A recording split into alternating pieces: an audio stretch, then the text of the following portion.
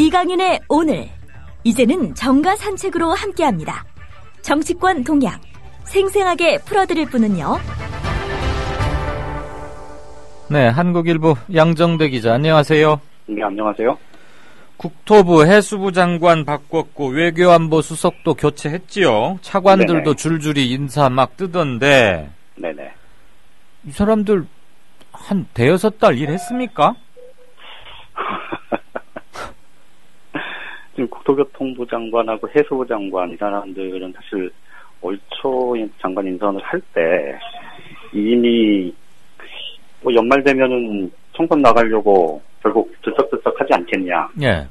1년도 장관 안 할 사람들 굳이 이렇게 장관을 인선을 하는 이유가 뭐냐. 네. 뭐 이런 논란들이 꽤 있었지 않습니까? 그렇죠. 그런데 예상대로 어쨌든 유기준 해양수산부 장관 그리고 유일호 국토교통부 장관 이 두 사람은 오늘 이제 장관직에서 물러나고 내년 총선 출마를 위해서 이제 본격적으로 나서게 됐습니다. 사실은 이 장관 인선이라는 게 물론 뭐 임명권이라는 게 대통령한테 있으니까 뭐 시쳇말로 뭐 대통령만이긴 합니다만 그런데 이 장관이라는 자리가 어쨌든 이 해당 정부 부처의 이 전체적인 행정력 이것이 국민들의 실제 삶에 미치는 영향들이 지대하다는 점을 감안을 하면 그만큼 신중하고 신중하게 그렇게 장관을 인선해야 하고 또 이 해당 장관들이 그 행정의 연속성 그러니까 국민들 입장에서 보기엔 이 행정이 어쨌든 일관성을 갖고 진행될 수 있다. 뭐 이런 믿음이 있어야 되는 거 아니겠습니까? 그렇죠. 근데 그 점에서 보면 이 불과 뭐 8, 9개월 만에 이렇게 장관을 갈아치우는 거 더군다나 이미 총선이 뭐 내년 총선을 위해서 연말이면 출마할 거다라는 게 이미 뭐 예정에 돼 있었던 사람들을 굳이 이 8, 9개월 장관 시키려고 장관에 임명한 것 도대체 이게 좀 제대로 돌아가는 국정이냐 뭐 이런 지적을 뭐 저뿐만 아니고 선착동자면 누구나 할 수 있는 상황 아닌가 싶습니다. 예. 이 제대 날짜 정해진 장관들 말을 누가 얼마나 들었겠어요. 이 사람들 청와대에서 예. 이력 관리 해준 거 아닙니까? 장관 자리 하나 지냈다. 이거 간단한 이력은 아닌데 말이에요.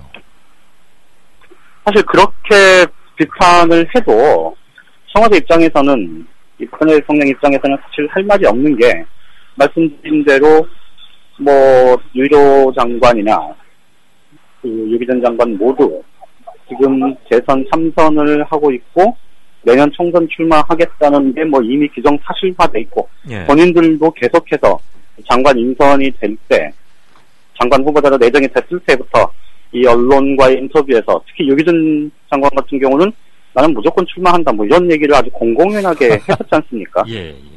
그러니까 이게 말씀하신 대로 뭐 유일호, 유기준 두 사람 모두 친박계 핵심으로 꼽힌 사람들 중에 한 명들인데 이렇게 보면 사실 대통령이 이 국민의 녹을 먹는 장관 자리를 사실은 측근 인사들 경력관리용으로 뭐 활용한 것 아니냐 이런 비판을 받아도 할 말이 없는 상황이라고 봐야 되겠죠. 예. 참 누구는 장관 한번 하려고 뭐 그렇게까지 해도 안 되고 누구는 7개월, 9개월, 10개월 기자회견 몇 번이나 했는지 모르겠네.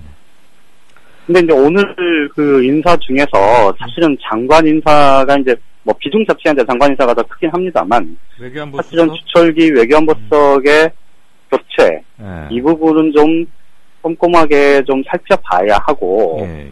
오늘 주철기 수석을 이 교체한 것뿐만 아니고 다른 개각 요인들 중에서도 일단 그 총선 관리용, 그러니까 총선용 개각을 일부 한 것, 이게 이제 동시에 진행이 된 것에 대한 좀 정치적인 의미도 좀 따져봐야 될 것 같아요. 네.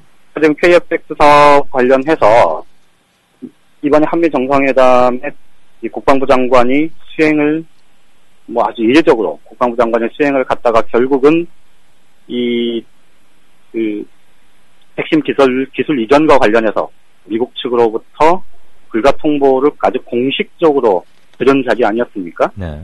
이 KFX 사업과 관련해서 주철기 수석, 윤병세 외교부 장관, 한민국 국방부 장관, 이 외교안보 라인의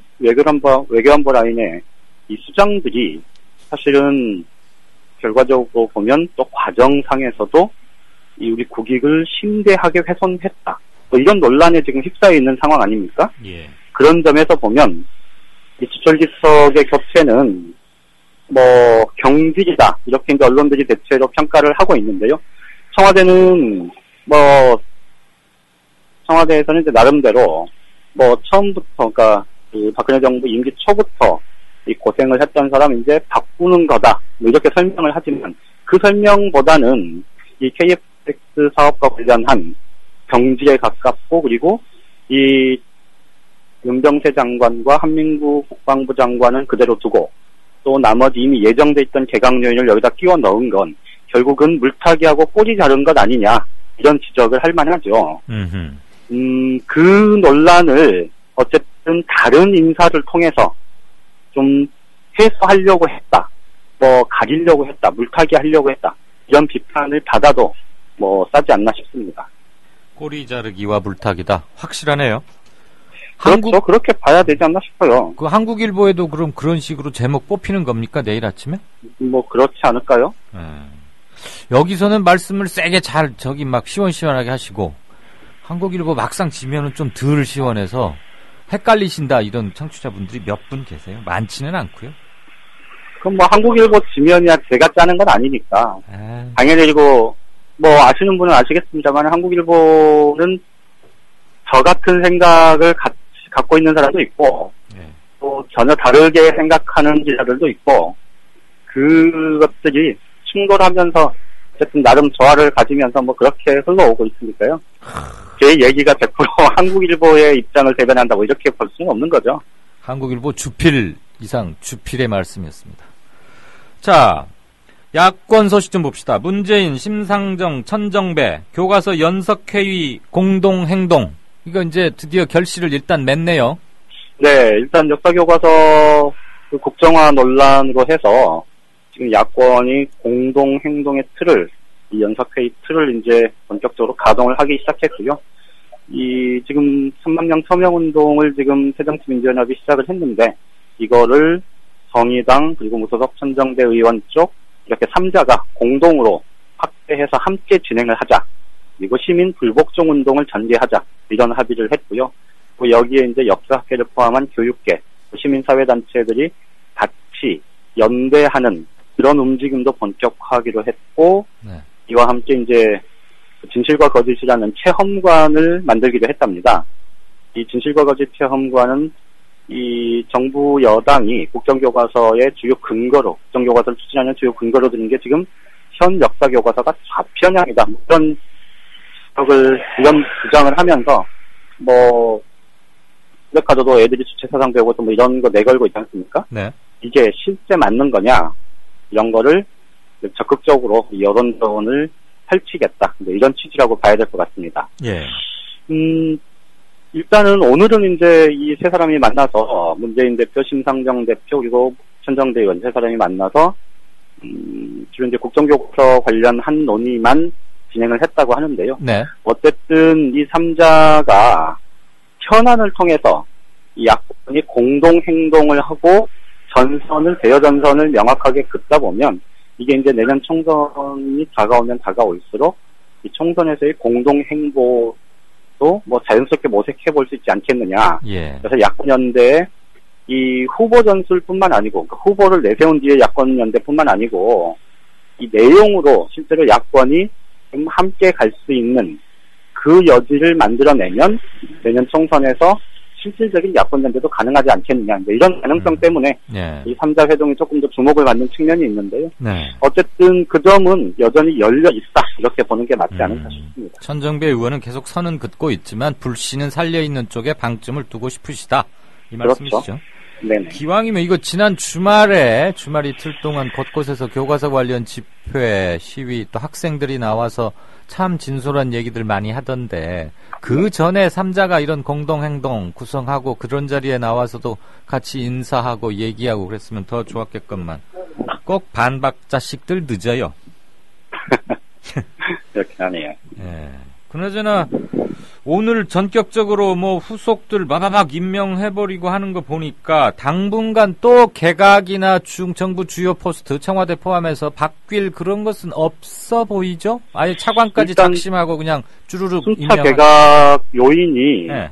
좀 분명하게 남아 있어서 12월 지금부터 한 2달 정도 계속 아마 어차피 예산안이 12월 2일 날 법정 처리 시한이 지금 12월 2일인데요. 예. 12월 2일 날 새 예산안이 처리되고 나면 최경환 경제부총리는 아마 사임을 하고 이제 총선 출마 쪽으로 가게 될 거고요. 예. 김희정 여성부 장관도 총선 출마 가능성 의지를 몇 번 보였기 때문에 예. 아마 개각 요인은 충분히 더 있다. 그러니까 오늘 개각은 사실상 1차 개각이다. 뭐 이렇게 보는 게 맞을 것 같아요. 2차 제대자들 맞춰서 또 한 번 한다. 그런데 그렇죠. 그건 아마 예산안 끝나고 할 가능성이 높다 이거죠. 그렇겠죠. 그리고 이제 황우여 교육부총리도 지금 총선 출마에 대한 의지가 강한데 이 역사교과서는 지금 막 불이 붙어 있는 상황이어서 어쨌든 지금 당장 바꾸기에는 아마 부담이 굉장히 컸을 거고요.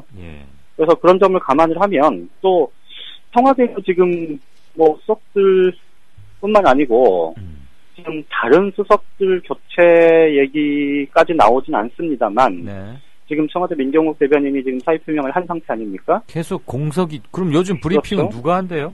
김성우 청와대 대변인하고 지금 청와대 춘추관장도 지금 자리가 비어 있어서 이 사람들도 지금 이제 새로 그 교체를 해야 되는 새 인선을 해야 되는 상황이고요. 지금은 뭐 다 계속해서 홍보석 김성우 홍보석이 나와서 지금 대변인 역할 같이 하고 있는 상황입니다. 저기 문화일보 기자 하던 천영식 씨가 춘추관장 겸하고 있던 거 아니었어요? 아니요. 그렇진 않고 정광삼 씨라고 이전에 이제 서울신문 기자했었던 사람 있었죠. 그 사람이 지금 출마한다고 이제 내려가 있는 상황이고. 천영식 씨는 그냥 비서관만 하고 있는 거군요.